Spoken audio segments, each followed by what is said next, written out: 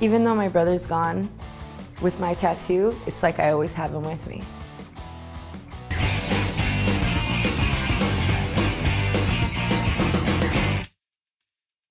Hi, my name is Kathy, and I have this tattoo to commemorate my brother's passing in 2008. I was 21 when I first stepped into a tattoo parlor to get my ink.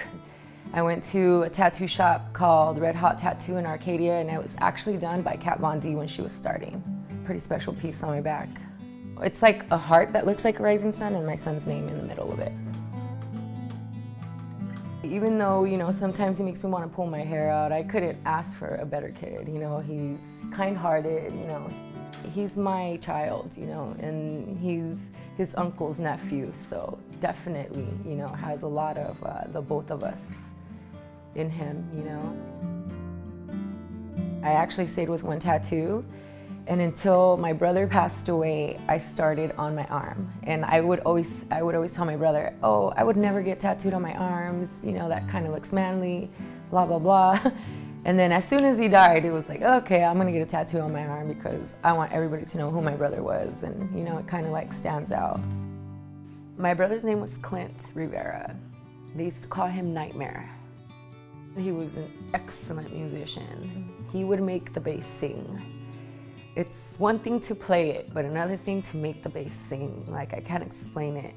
He would literally play with both hands and still hold the proper notes and proper slapping of the bass. He was a very special person, how can I say, you see him walk in a room and kind of like the room would light up. Even if you didn't know him, you kind of just noticed him. He passed away due to a self-inflicted gunshot wound to the head. He was suffering from major depression after his girlfriend passed away in a car accident 10 months before he passed away. Even though he killed himself, I like to say he died of a broken heart because he couldn't deal with it. Maybe like even a month, I think, after he passed away, I looked around at a couple shops and then I found one and sat down with the artist, and then I told him the story, you know what I mean? And then he was like really moved by it. And I brought him a picture of my brother playing at a gig, actually. And then I had kind of done a mock-up of what I wanted. It actually just started off with him in the middle with the bass.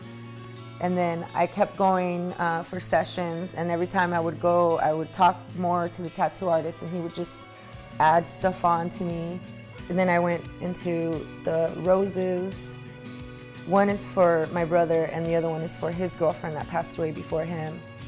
I guess the tattoo artist was really good to talk to.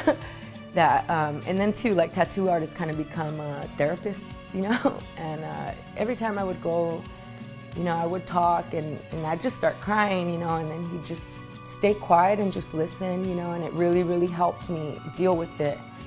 And pretty much just like, once I saw it all done, it was like, I was happy because it's like, even though my brother's not here anymore, he's with me everywhere I go.